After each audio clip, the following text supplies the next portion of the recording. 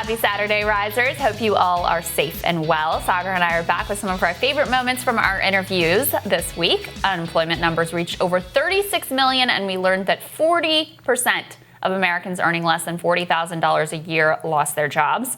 We had Trump economic advisor and member of the White House Coronavirus Economic Task Force, Stephen Moyer, join us for a little debate on reopening the economy. He advocates for a bill that suspends the payroll tax for the rest of the year. Let's take a listen. What I advocate is a massive a bill that would have a really very positive impacts on the economy, which is to suspend the payroll tax for the rest of the year.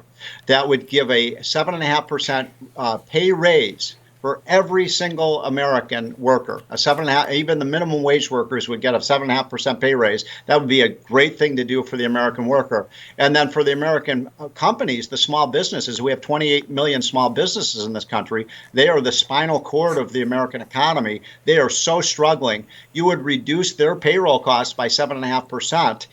That would inspire them to hire more workers. So let's do things that actually help employment. What we've done so far in those spending bills, in fact, I'd make the case they've had a negative effect on the economy. I mean, look at the unemployment insurance. I talk to businessmen and women every day who say they can't get workers back on the job now, not because they're afraid of coronavirus, because they're being paid more in 31 states to stay unemployed than to get back on the job. Now, come on, how stupid is that? I mean, you can't possibly come up with a dumber idea than to pay people to stay unemployed and to pay them more than to go back on the job.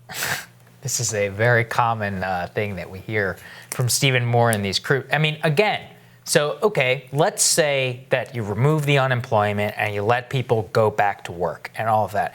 Who is going to pay them money? There is no money generating in the economy. There are no customers for your services. I mean, this is just the most basic, like, galaxy brain thinking. And look, Stephen Moyer always has wanted a payroll tax cut. Right. Would always be supporting like a capital gains tax cut. It's like the same policy that they'd be advocating in normal times versus a pandemic. You always have to remember that if you're advocating for one thing and then you don't change any of your thinking whatsoever, maybe you're a bit of an ideologue. It could be. It's like man with a hammer syndrome. Crazy. Like everything looks like a nail that needs to be hit with a payroll tax cut.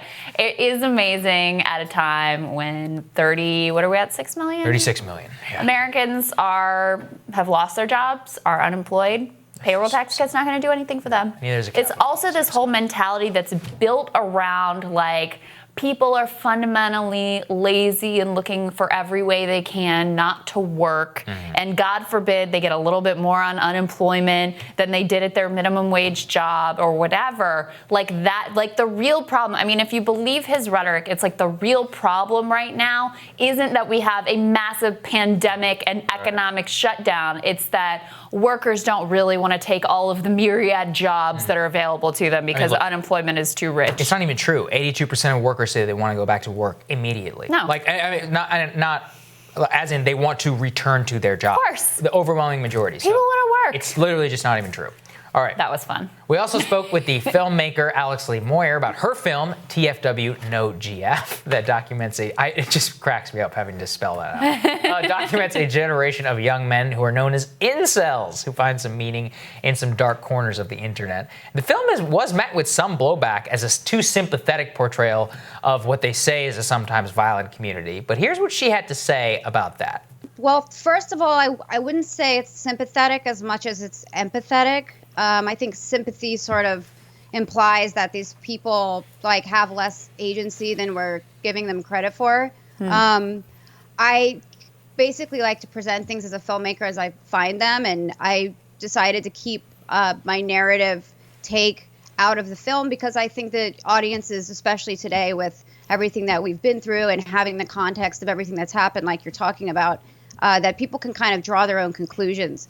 But I do think that there are deeper underlying issues besides the violence and the gun violence. And I wanted to leave that open so that people can have the conversations that we're having right now.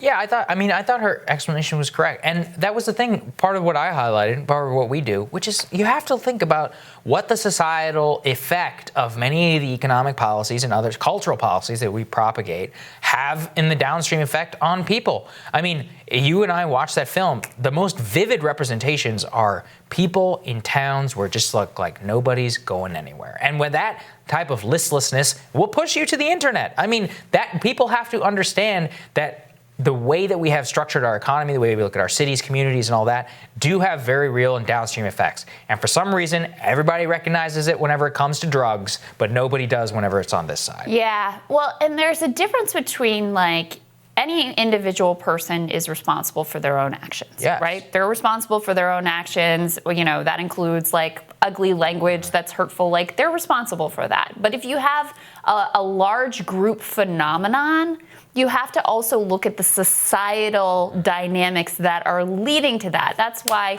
you know, and I mean, I don't look at addiction as like a personal failing. I don't think that's the right framework. But when you see addiction happening in places across the country, same deal. You have to say, like, there's something bigger going on here. And yeah, individual people made certain choices and maybe those were bad choices and they end up in this place. But when you have it happening on a mass scale, there's something larger at work there. So the film's very thoughtful. It's very interesting. I really recommend it to people. Really do. Finally, friend of the show, Kyle Kulinski, and I responded to critics who called into the David Pakman show saying they were really tired of us railing about Joe Biden. Kyle explained why he is withholding his vote if Joe Biden doesn't fight for the issues that matter to him. The only one that he's even nominally in favor of is a living wage. But even on that front, I don't believe him. He was in power for 8 years, and he did absolutely nothing on that front. And he just recently came along to this, and Bernie Sanders had to pitch him a softball and say, Joe, is this something you will be in favor of? And Joe doesn't. He doesn't read the teleprompter. Yes, Bernie, yes, I am in favor. Exactly. So now I would have been convinced that he's for it if he, I don't know, had it as like a recurring point that he made, but he doesn't do that, and he never did that. So I simply don't believe him. But, you know, because I'm the lenient, nice guy that I am, I even loosened my standards a little bit more. And I said, listen, you know, I still don't think he'll do anything that I really want, but if he picks Bernie or Nina for VP, I could suck it up and vote for him. Well, guess what? He didn't do that. He's overwhelmingly likely not going to do that. There's a 99.9% chance he doesn't do that. So I don't know what you want me to tell you.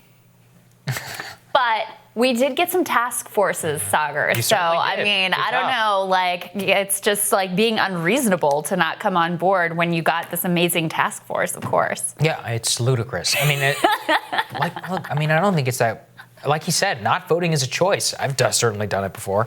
And, you know, whenever you see it and you look at it and you're saying, like, look, nobody is advocating for what I want. I'm going to sit this out. You have to earn my vote. There's nothing wrong with that. No. There's absolutely nothing wrong with that. And I think something else that I don't know if he talked about it in our interview or in the video that he posted on his channel, but he also talked about, like, I'm not going to shame anyone else for their choices. Yeah, right. Like, if you vote for Biden, that's fine. Like, I don't judge you for that. Has I totally get anybody it. here ever shamed anyone for voting? No, but all of the shame Yeah. goes your way if you dare say, like, I'm not sure, and maybe he has to earn my support, and I have this set of principles that you're not matching. Look, Right. Joe himself came out and said, if you believe Tara Reid, then I wouldn't vote That's for right. me either. So there you go. You Good got point. permission from Joe Biden himself. Certainly. All right. That does it for us. We'll be back later today with our recurring segment, breaking down the week that was in media screw-ups. All right, make sure you guys hit that subscribe button so you don't miss any of our videos. And don't forget to like and share as well. Tomorrow, we're going to be back for another round of #RisingQs. See you guys then.